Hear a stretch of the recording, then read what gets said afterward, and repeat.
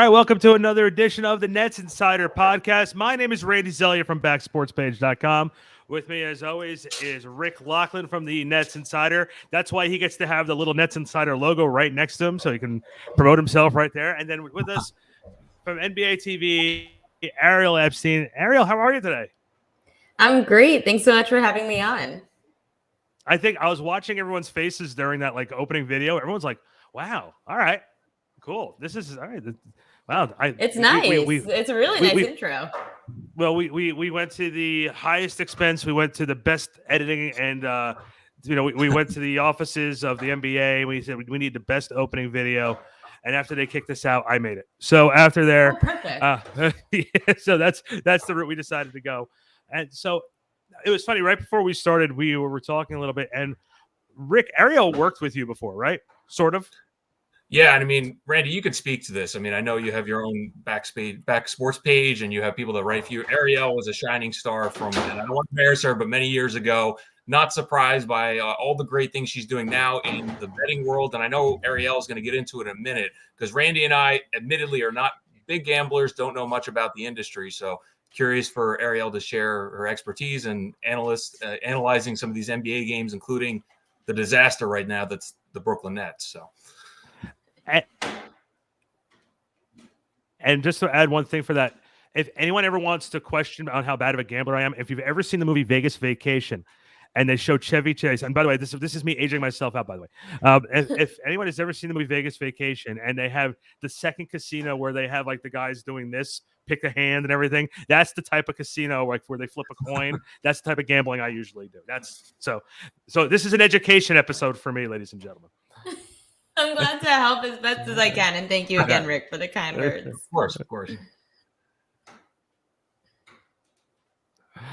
So I guess where to start is, I know, Rick, before we jump into the gambling side, and Ariel is familiar with the Brooklyn Nets, let's talk about what is going on with this team. ESPN broke the story yesterday that they are not going to listen to trades for James Harden.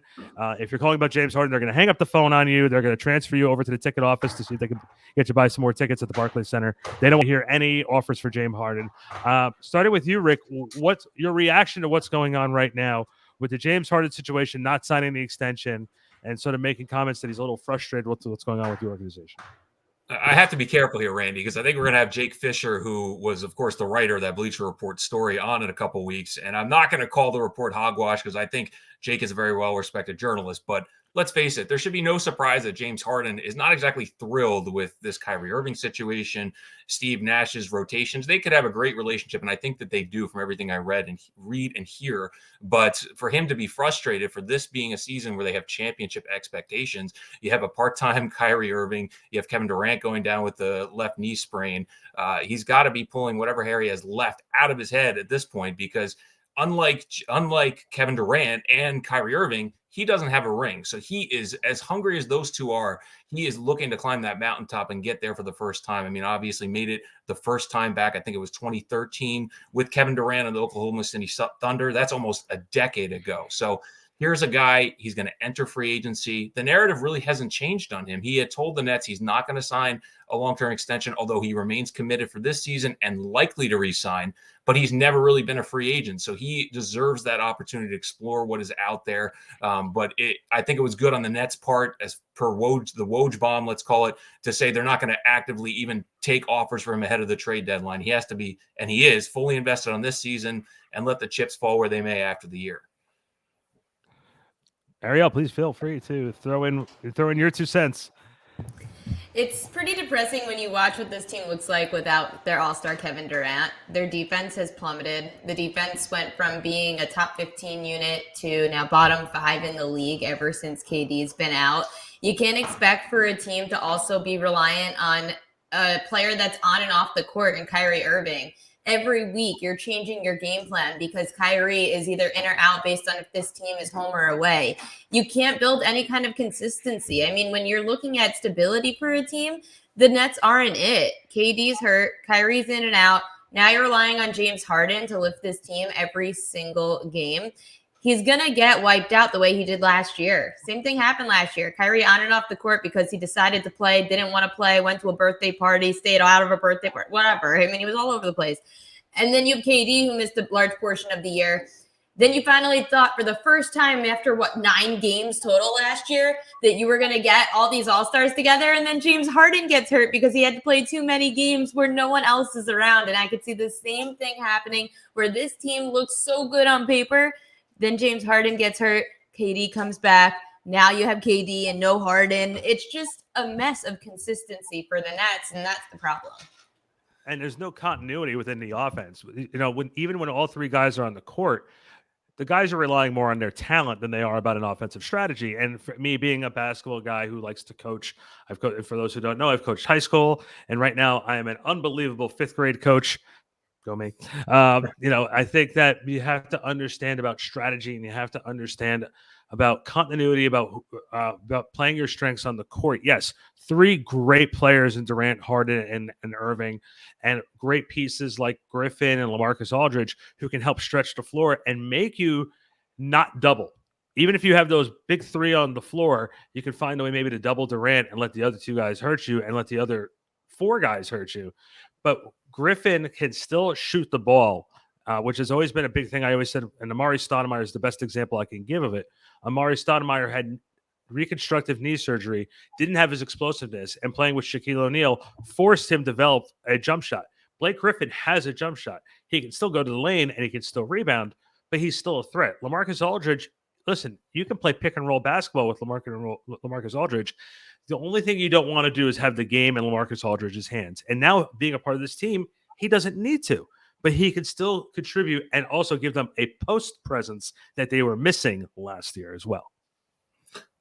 And Randy, I mean, I just speak to the fact that you've worked for the team, you follow the team, and of course now you helping me with the book that I've authored on the 57-plus year history. Does it really surprise us that a franchise that's always been snake bitten every time, whether it's the KG, Paul Pierce era, whether it was the Jason Kidd-led era, or the back-to-back finals teams that never finished the deal, does it really surprise us that finally they have a championship contending team? And it seems like the basketball gods, it seems like ego, it seems like selfishness on the part of a player I won't mention, remains, it basically is holding them back from being a team that should and is the odds-on favorite to win the championship. And that kind of leads me in Ariel, and I know we're going to go through your handicapping process, I should say, sorry.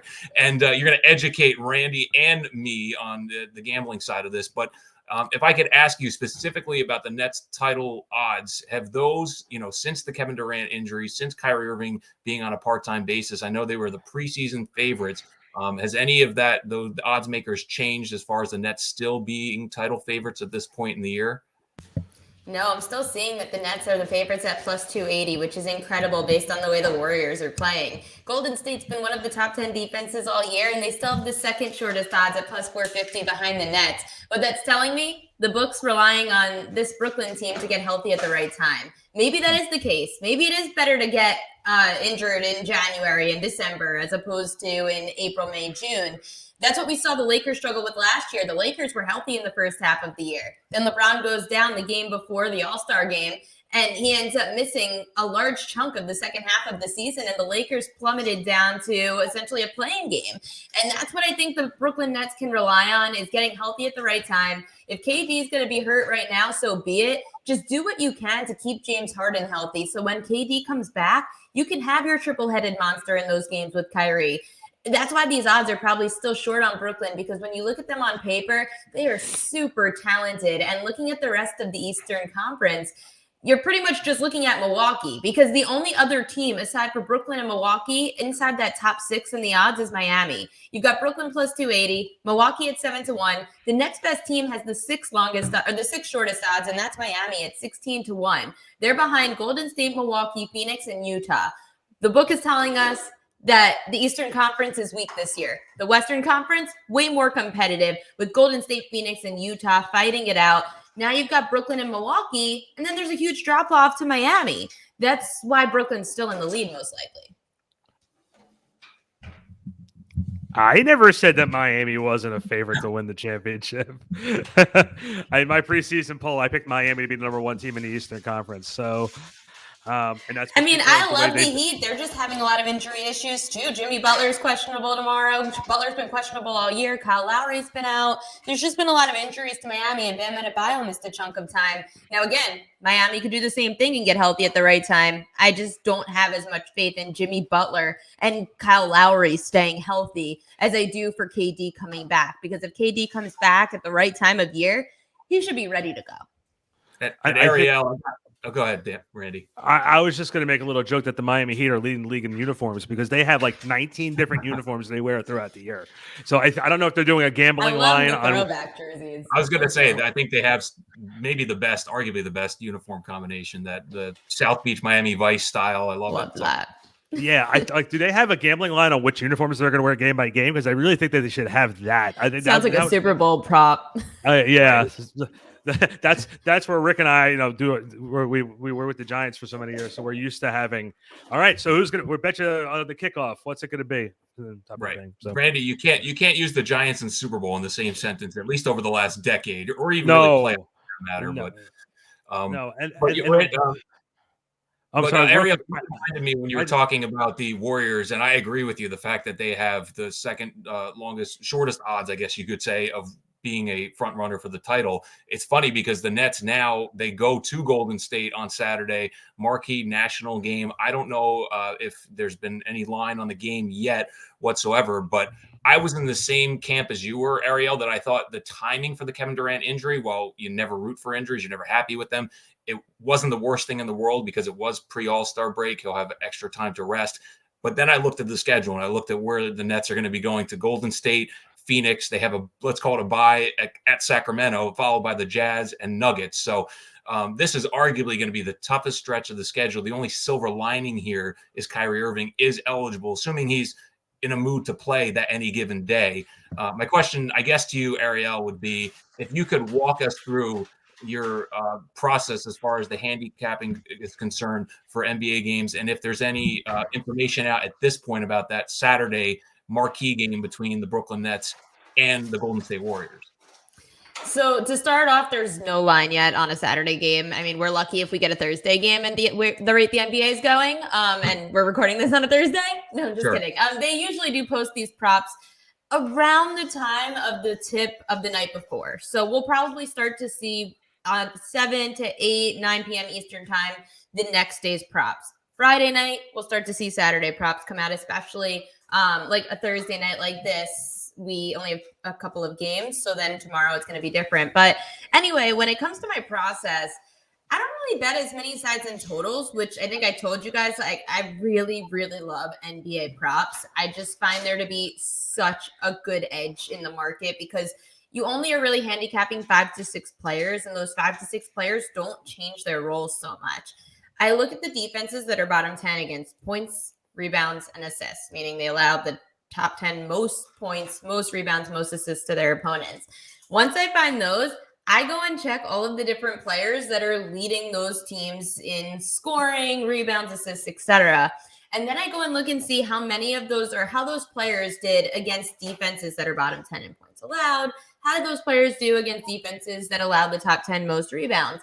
Instead of looking at the last 10 games or the last 5 games, because that's a mistake a lot of people make when handicapping props. They look back at the recent games. They say, oh, they've been hot recently. They've gone over this number. Well, why don't you look at who they've played instead of saying, oh, in the last 5 games, they've been great, averaging 25 points per game. Well, maybe they went on a stretch of playing the Portland Trailblazers, the Sacramento Kings. They could have been on a stretch of bottom 10 defenses. So I always make sure to look at who they faced.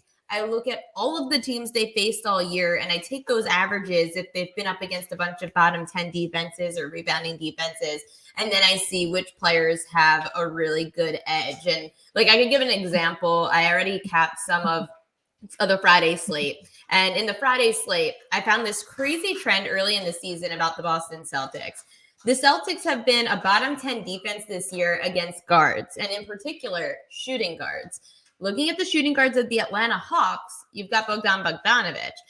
And the Celtics have been struggling all year, but I looked at the last 10 against shooting guards. And take away the Sacramento Kings, because the Sacramento Kings game that the Celtics played recently was just like, it should have been removed from the NBA.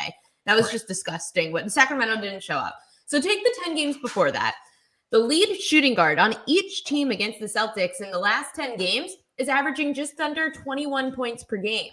Now you look at Bogdan Bogdanovic, who in 6 games where he's faced a bottom 10 defense against guards, he's averaged just over 16 points per game. If you could get a 15.5 points prop, you go take that over on Bogdanovic.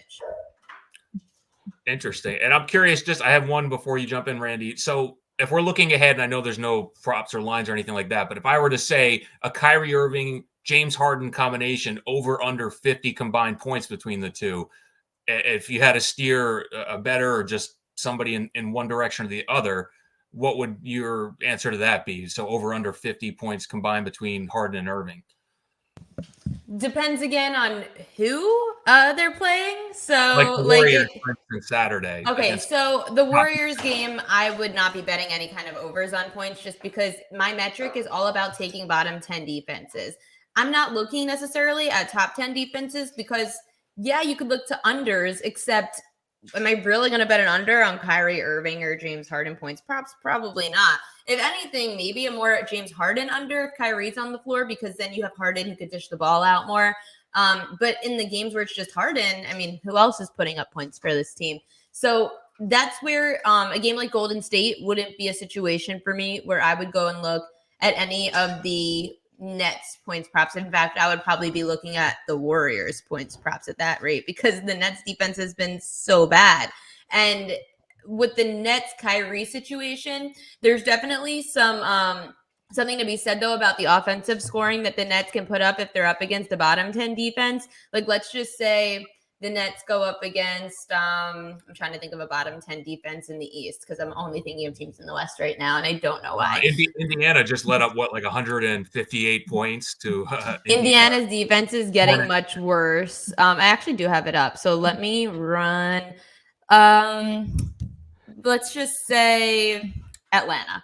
Atlanta's been down there in a bottom 10 situation. So let's just say the Nets are up against the Atlanta Which is Hawks. shocking to me. That Atlanta's Well, that remember bad. too, Clint Capella's been injured on and off all year. So that injury to Capella is really hurting them underneath. And if you have someone like the Nets, like a Kyrie Irving, and you don't have your big man like Atlanta, like is without Capella, then someone like Kyrie can eat in the paint against a team like that. So those are the situations and the matchups I look for. And I love to use, I mean, it sounds terrible, but any kind of COVID or injuries, it's a great way to go and find someone of value. I always use this example. I was nailing the Talen Horton-Tucker props, his points props when LeBron was out. He was awesome with LeBron not on the floor for the Lakers. And those are the kind of situations you could look at and say, who's their backup?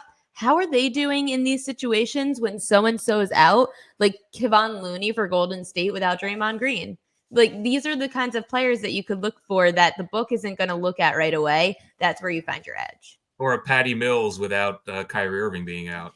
Exactly. Those are those kinds of situations where you just have to say, okay, and now that we have these multiple situations without Kyrie, we're going to see by the time that we get to the All-Star break, or even just a little bit after that, we're going to have so many numbers to back up Kyrie Irving on the floor and Kyrie Irving off the floor. And when the Nets are at home without Kyrie, you're going to be able to see those players that step up without him offensively and defensively, potentially. Not that like there's any Kyrie defensive efforts or whatnot, but like, you know what I'm saying? Anytime you could go through game by game, don't take averages. That's the biggest mistake bettors make. They take averages. You have to look game by game, because there are certain situations when you look at the game by game box score, you're going to say, oh, that's why he only put up 2 points in that game. He got hurt. Or, oh, so-and-so was in the game, so they did bad. Or, oh, so-and-so was out of the game, they did well. You have to look game by game at matchups. And it's funny too, like you obviously you just dive into it, and Rick will tell you I'm a guy who I trust my eyes. I'm one of those guys where I just trust my eyes. What about a team like the Los Angeles Lakers, who was a very big preseason? They must be a betting nightmare. Preseason favorite, and now it's like you can't even tell. if it's Dr. Jekyll or Mr. Hyde on a nightly basis. They are such a betting nightmare. I actually just found a really interesting stat on them because I was handicapping, again, the Friday slate, and they get the Hornets. The Lakers are on the second leg of a back-to-back Friday night after facing the Sixers. The Lakers have actually been atrocious this year against point guards on the second leg of back-to-backs. Point guards are averaging just under 27 points per game against the Lakers on a second leg, and that average actually goes up if you go back to the Oklahoma City game where Shai Gilgeous-Alexander had 11 points in one of those second legs of back-to-backs, but Terrence Mann came off the bench, their other point guard, and he put up 19. So if you go and take SGA out of it and you put Terrence Mann in the equation, well, now you've got point guards averaging just over 28 points per game against the Lakers on the second leg of a back-to-back. That's why I'm loving LaMelo Ball on Friday night for the Hornets. You're listening to the Nets Insider with Rick Laughland and Ariel Epstein joining us. I am Randy Zellea from backsportspage.com.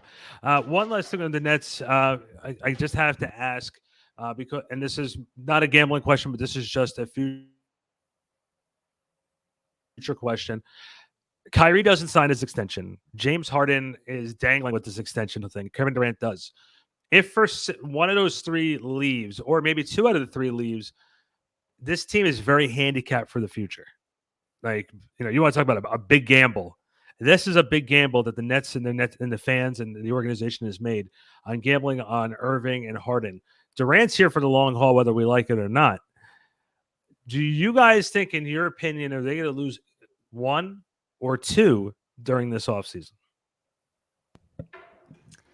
I'll probably go with one. I would have to imagine they'll retain 2 out of the 3. If you lose 2 out of the 3, then you've got a big, not only problem when it comes to wins, you've got problems when it comes to selling tickets. Because right now, you're the Brooklyn Nets. And the Brooklyn Nets, I never in my life, until the Kevin Durant move, thought that Barclays Center would be packed. And Barclays has actually become a place where people enjoy going. As a New Yorker, I see people sitting at Nets games and treating it almost like they're at Madison Square Garden. And in my whole life, that's never been the case.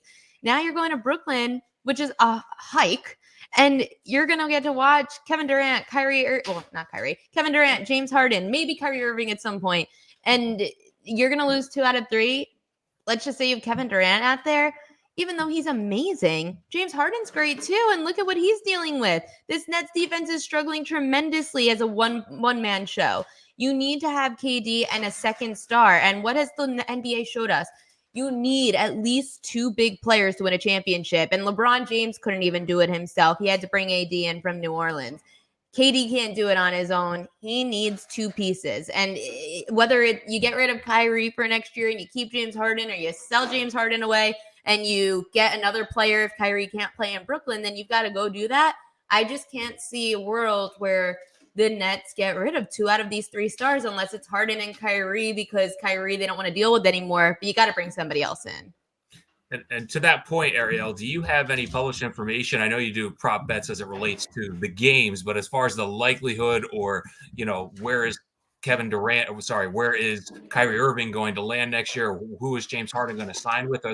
Is there any information, or would those be considered prop bets, side bets, off-season bets, as far as the likelihood of a future player's destination or trade likelihood?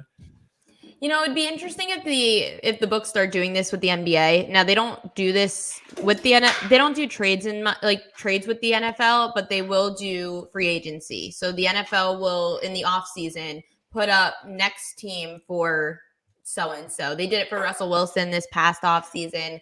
They did it for, I'm trying to remember who else. They had a few of them. Maybe Aaron Rodgers had one.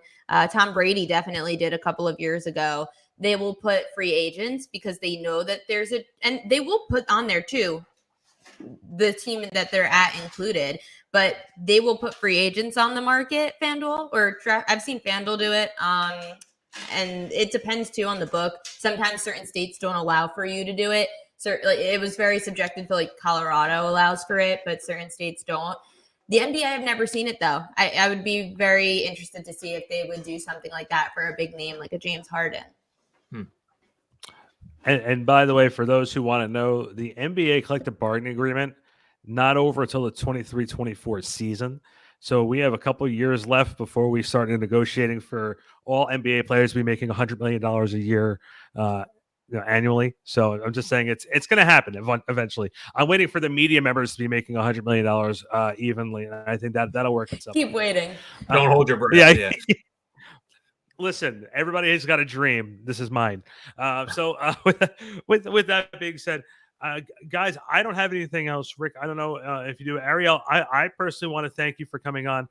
This is Rick. I think this is Rick and I's first show in close to maybe since the playoffs last year. Correct, Rick? Oh, wow. Yeah, we went on hiatus for a while. COVID and some other things got sidetracked. So someone wrote a book. Someone wrote a book on the Mets. Casual. Football season. Yeah, there was a little bit of being a dad. So there's a lot of stuff going on, but no, we're gonna be back. We're gonna be back once a week here on the Nets Insider. I really wasn't trying to be sarcastic too much. I apologize for everybody if I came up too sarcastic. I really do want to make $100 million. I really do want to make $100 million a year as like doing this podcast, and I think if we did make that money, I think Ariel will be joining us more often. Based on Ariel's gambling experience, she probably is going to make it in that realm as opposed to with us. I mean, I would follow her betting advice any day. So, thank you. Thank you. Yeah, I listen, and we appreciate it. Rick, why don't you plug the site and plug everything Nets Insider? Sure. So I'll start with the guest. You can follow Ariel, of course, at Ariel Epstein, Epstein is on the screen. And I do not have a personal Twitter, but I can say at Nets Insider, the number 1, because they were first in the East until about a week ago. And we have the podcast, of course, we're going to do weekly on a Thursday, Friday schedule-ish, right, Randy? And then the Nets book, which is going to be in bookstores. I have more information on that to come. And hopefully trying to plan some author events and alumni events at Barclays Center. So we will definitely keep the audience up to date on that and welcome anybody who wants to come out and meet some former Nets and possibly get an autographed copy of the book from Randy and I, your players. Yep. And Ariel, want to do any plugs you like to throw out there? We always call this the shill moment in the business. This is the shilling point. Just Ariel Epstein on Twitter, Yahoo Sportsbook on Twitter as well. There are so many videos at sports.yahoo.com and articles that are written based on NBA daily fantasy and NBA sports props and anything or sportsbook props, just any kind of way to bet the NBA or play fantasy. Yahoo Sportsbook and Yahoo Sports Fantasy have been so good in building up their NBA brands. So definitely follow along. Excellent. And of course, Randy BSB on Instagram and Twitter, Randy Zellea on Facebook, backsportspage.com, at backsportspage.com, and probably about 90 other podcasts that I do. Just put the @ title and just go to Backsports page. You'll see all the titles there. So, guys, thanks for giving us a listen. Thanks for joining the Nets Insider podcast, and we will see you next week here on the Nets Insider podcast.